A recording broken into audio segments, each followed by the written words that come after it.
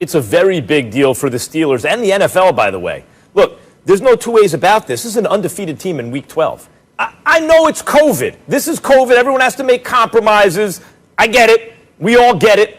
Steelers don't have to be happy about the fact that the other teams are getting COVID, even if they're being careful. But still, hey, the Steelers are like, we're good. We're ready to play. We keep getting moved. They lose their bye. Now they lose their mini bye, right? And they're an undefeated team in Week 12. Like, by this time in the season, were all the Dolphins set 1972 games significant? If one got postponed, if by this time in the season, 07 Patriots, are they significant? Yeah, I mean, you could say, hey, the Giants, the year they lost to the Ravens in the Super Bowl, were 10-0, and those games turned out weren't that significant, but you didn't know that at the time. This is an undefeated team in Week 12. Now, they faced a soft schedule, but we keep sleeping on the Steelers. People don't believe in the Steelers. Stephen A., right now they need that bye. You know why they need the bye or the mini bye right now? It's not just Baltimore, which is a tough game. It's the Colts and the Bills coming up. You got the Bills and the Colts coming. This is the tough part of your schedule, and you've been playing all these consecutive weeks without rest. So you have that. You have the league losing an undefeated team ready to go in Week 12. By the way, you lose the rivalry game, by far the best game on Thanksgiving in prime time. Yeah, it's a big deal. First of all, a couple of things just for correction. It's not your fault. You probably don't have the schedule in front of you. I do. After this Ravens game, the Steelers played the Washington football team. It's not the Colts and the Buffalo Bills. It's the Washington football team, which one could easily argue is a bye week or pretty damn close to it. And not quite a bye week because Washington's on the. Oh, I didn't mean they're not the Jacksonville Jaguars. Say what? I didn't mean. Yeah. Stephen A., I didn't mean. I'm sorry. I didn't mean their next two consecutive games. I mean that's coming up on the schedule now. It's a tough part of their schedule. Sorry. Yeah. Got you. Understood. No big deal. No big deal. But here's the deal. It's not a big deal. They need to stop. They listen, I love my Steelers, but they need to stop whining. And I'm certainly not accusing Mike Tomlin because he doesn't do that. He's a man and he handles the circumstances that are placed before him. And the players need to do the same. They need to stop all this stuff. First of all, I got news for you. They did have a bye week. It was week 4. They played the Houston Texans in week 3 on September 27th. They didn't play week 4, and then their next game was the Philadelphia Eagles on October 11th. So what's the problem? You did, and I understand it's early in the season as opposed to late, but you did have a bye week. So stop acting like you didn't. That's number 1. Number 2, you're 10-0. Number 3, you got a 38-year-old quarterback that's playing like an MVP. So I'm sorry, you were looking forward to playing Thursday so you could get 10 days off as opposed to playing this Sunday where you're only going to get 6 to 7 days off. Get the hell over it.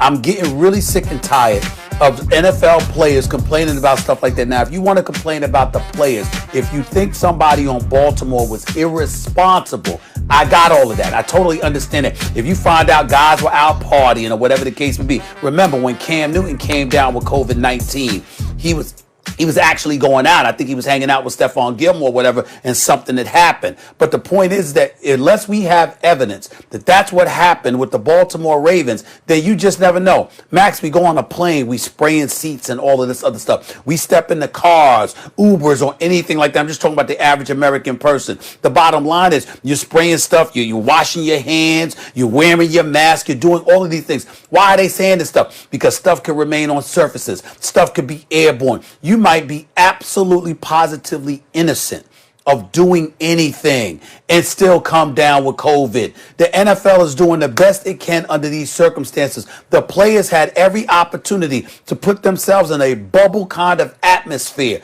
They refused to do so. So as a result, to some degree, even though the NFL is trying to be somewhat restrictive and really bring down the hammer on you, the reality is that some of the conditions simply cannot be controlled. People got to put forth their due diligence to make sure that they eradicate any circumstances that may lead to the postponement of games. Some are more successful than others. The Ravens ain't the first team that find themselves in this situation, and they will not be the last. The Steelers to react this way, it's BS. The NFL, etc., etc. Why are you pointing the finger at somebody when you can walk around next week doing absolutely nothing wrong and you could end up with COVID based on all the information that has been given to us about the potential of it being airborne, stuck on surfaces and things of that nature? It can't be controlled. And so we understand that, which is why there's such an elevated level of urgency, which you, Max, have spoken so eloquently about over the last few months. because of how dangerous the situation is and all the things that we have to deal with. For them to come down on the NFL like that, to come down on a respective team when you might not even know the details as to how they contracted the virus, I just think it's a bit insensitive. We are dealing with a once in a generation global pandemic, once in a century, for crying out loud. We're all learning as we go along. And unless you have evidence that the Baltimore Ravens were out partying, being irresponsible, engaging in stuff that they had no business engaging in, you shouldn't be coming down with them on them like this. You should be praying that all of them are okay and well enough to continue a football season. Well, I think that was important to say, and I'm glad you said it, and I think it's true. But it doesn't change the fact that the Steelers might have feelings about it, right? But I think it's true. But the question is a big deal. It's a very big deal. What you said could be true, and it's a big deal. I will say it again. People don't believe in this Steelers team, but they are undefeated. And the bye week in week 4 really hurt them. The tough part of their schedule is coming up now, and the reason you don't get a bye that early is because you don't need it yet. You need it as the wear and tear of the season continues, and you need that little break. They didn't get it, but they were supposed to have a little mini break, and they didn't get that. And they were supposed to have a primetime game, and they didn't get that. and whatever you want to say, because you're right, Stephen A., you can be very careful and still get the disease. But there have been voices in the NFL that said, hey, personal responsibility. And you could exercise excellent personal responsibility, right? You can be personally responsible and still get it. But from the Steelers' point of view, they're like, yeah, but we don't. We don't have it.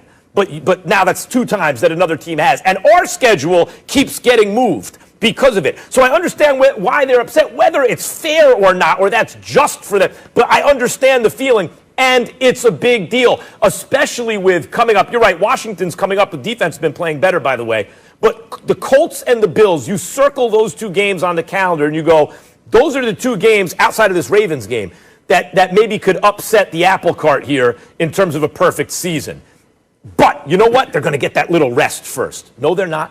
No, they're not. What if this winds up a 1-loss team and it's within a field goal against a team like the Bills or the Colts? We're going to look back at that and say, what if? But the point is, even as a story for the NFL, it's a big deal.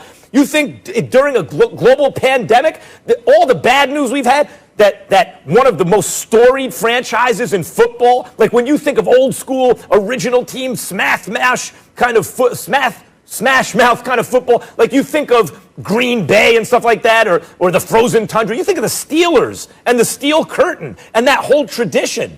Like the Steelers are as synonymous with the NFL as any team. How about that team going undefeated? Would that be a big deal? It'd be a huge deal. And it just got harder. You're accustomed to playing on every Sunday. You'll be playing every Sunday instead of a Thursday night game. Whoop-de-damn-do. The real people who suffer outside of, I'm talking about health issues with the Baltimore Ravens, are us. Because instead of looking forward to a smash-mouth, very competitive, respectable football game on a Thursday night for Thanksgiving with the Steelers and the Ravens, we are stuck watching the Detroit Lions and the Dallas Cowboys. I don't know. I mean, that come on, Stephen A. This is already kind of a depressing The only game you're really looking forward to today. Oh, my goodness. By the way, who started? Is it Richie Cunningham? I'm sorry. Who started? Is it Richie Cunningham? I mean, Andy Dalton, or is it Ben?